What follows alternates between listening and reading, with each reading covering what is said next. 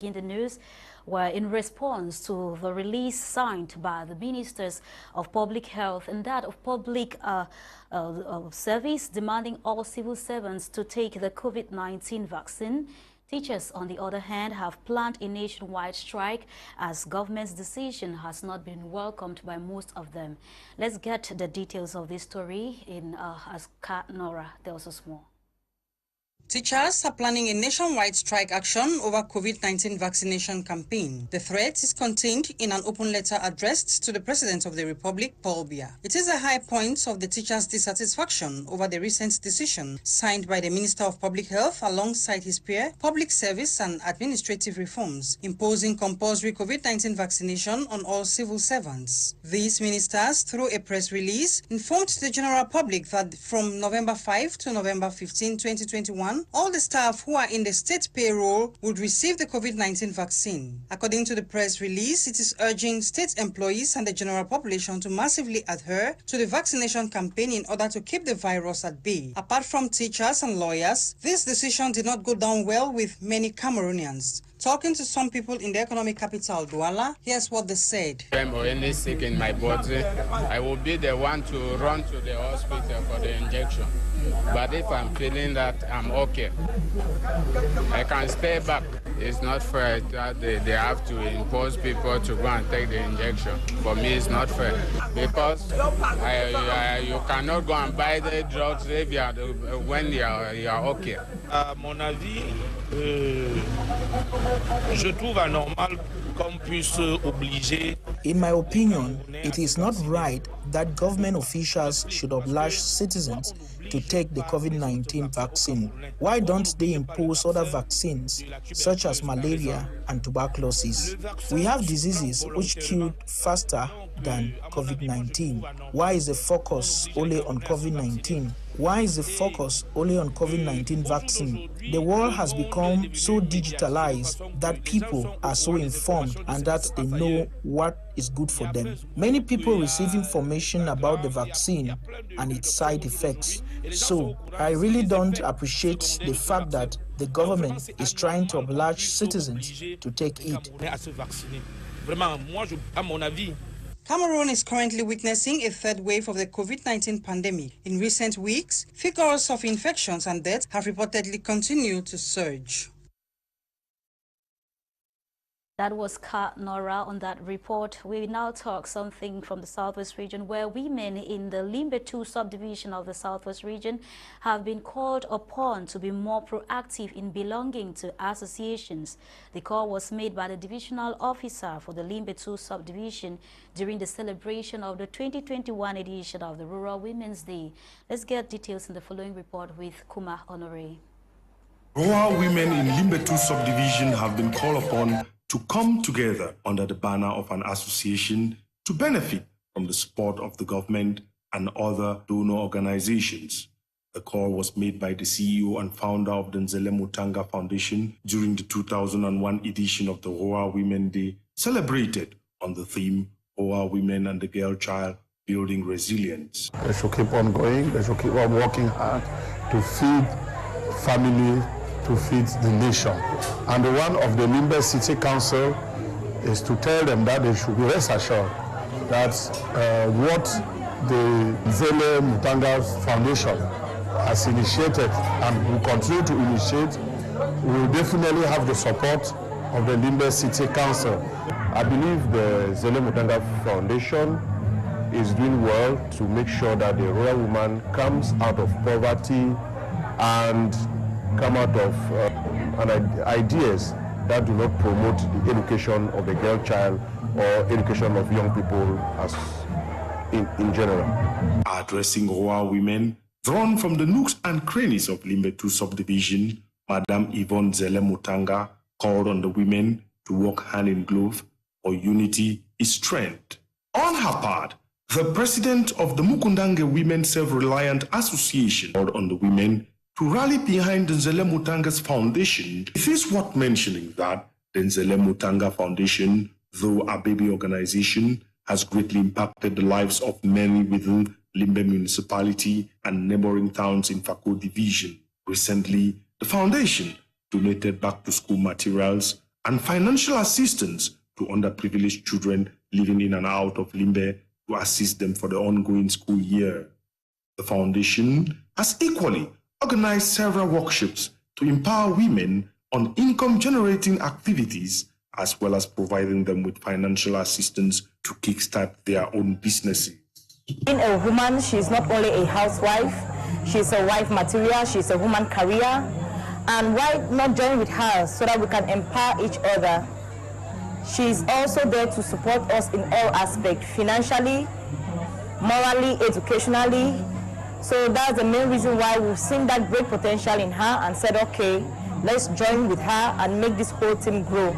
The Mukundange Women Self-Reliance Association crowned Madame Yvonne Zele-Mutanga matron of their group by wearing a ribbon on her shoulder. The event, which took place under the watchful presence of the divisional officer for Limbe 2 subdivision, with guest being the wife of the senior divisional officer of Fako, which took place under the watchful presence of the divisional officer for Limbe 2 subdivision, with guest being the wife of the senior divisional officer of Fako, was interluded with playbacks from artists drawn from across the region who kept the audience craving for more. Other activities included fog of war, spoon and egg race, ballet dance, just to name but these few. And after visiting Douala, Bafoussam and Yaoundé, the special team put in place by the head of state to inspect football facilities to host the 2021 African Cup of Nations is in the Southwest region. Upon arrival in Boya, the delegation under the stewardship of the Minister of State, Secretary General at the Presidency, Ferdinand Ngonde, was received by the Bishop of the Boya Diocese, His Lordship Michael Bibi, and some Sawa chiefs. The team then proceeded to Limbe, where they've inspected the Limbe Omnisport Stadium and other facilities which will host the various delegations come January 2022. Ferdinand Ngonde was accompanied by former Cameroonian and African football legends, national and international journalists, as well as other administrative authorities. Meantime, many Cameroonians say they have been left hanging by authorities on the availability of the old passports which they had applied for. Applicants had been mourned or have been mourned at the government's lack of accountability in the production of the old passports which thousands of Cameroonians had applied for before the introduction of the new biometric system. And on our feature page, we now talk something where Cameroonians over the years have constantly been in a silent war with technicians due to untimely delivery of their commands. In the following report, Joy Ngong spoke with some technicians and clients here in Douala and compiled the following report. From time immemorial, technicians have proven to be indispensable in our day-to-day activities. However, on a scale of 10, at least one person confessed to have been disappointed in one way or the other by these technicians, be it radio repairers, fridges, televisions, carpenters, or even tailors, who do not keep to appointments and sometimes tamper with equipment. So, I think it's a syndrome that it's like a virus found in every technician's bloodstream in Cameroon, and it has brought me to the conclusion that it's an African thing. Personally, I've had so many instances where I've been disappointed greatly by technicians. Either I give a gadget for repairs and he renders it unrepairable. I've had such instances, laptops, and you name a few. I gave my furniture to a carpenter. The day he asked me to come and collect it, he did not deliver it on time. He delivered the furniture 6 months after the command. What he did was not even what I asked him to do. I already have a bad image of all carpenters. Not just one. Many technicians especially tell us, tu déposes le tissu, elle te dit viens dans une semaine. Quand tu viens dans une semaine, ce n'est pas. You give them your fabric and in 1 week it's not yet completed. You have to go there over and over and shout at the end of the day, the work you gave is not even done, but you just take as you need to dress up well in front of people. Most customers who have been victims of such instances blame it on the dishonesty of the technicians, and the only way out is to play the game. When you need a service, it is preferable to place your order but not give money at the beginning so that you don't put yourself under pressure. Or you give days before, because when they are under pressure, the work is not done well and the technicians will do it as they like. So don't give money and don't put them under pressure. Personally, I've devised a new method. Now, if I have to use a dress, say on Sunday, I'll tell the teller that I'm using it on, say, Thursday, because I know that he's not going to be ready. So when I get there on Thursday, whatever he has done, I could take Friday, Saturday, make it up. So the real D day, which is Sunday, the dress will be ready. I think if Cameroonians take it that way, I see some people dragging technicians to court, to the police station. I don't think that is the solution, because going to the police station, going to court, you're always going to waste your time and resources that you'd have used for something more important. Notwithstanding, technicians on their part have their own story to tell. When a client is coming, he doesn't expect to see another client at the garage. In his head, he is alone and must be attended to. He forgets that there were other clients before him who are equally waiting for our services. But the client does not want to wait, and that's the problem. This feud between customers on the one hand and technicians on the other hand has been existing for decades.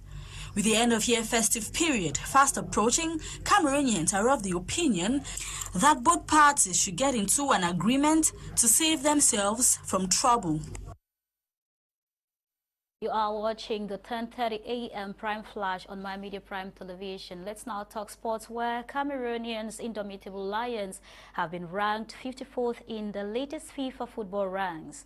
The Lions have proven better compared to their previous rank worldwide by 4 places ahead. Meanwhile, the Teranga Lions of Senegal are the top-ranked African team at the 20th spot. Still in sports, the Minister of Sports, Narcisse Kombi, informs the general public about the signing of an agreement with the Confederation of African Football, CAF. The deal, which will be signed in view of the African Cup of Nations, will be done today, October 22, 2021, at the Yaoundé Multipurpose Sports Center. And as to what's making news out of Cameroon, we now talk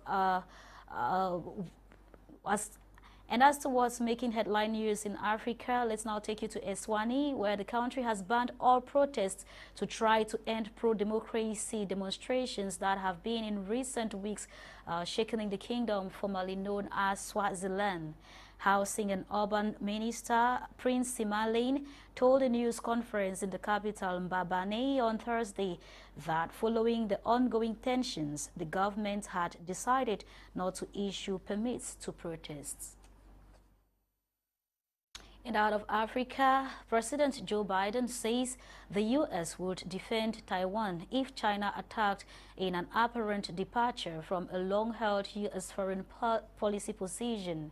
But a White House spokesperson has later confirmed that some U.S. media outlets will not signify a change in policy.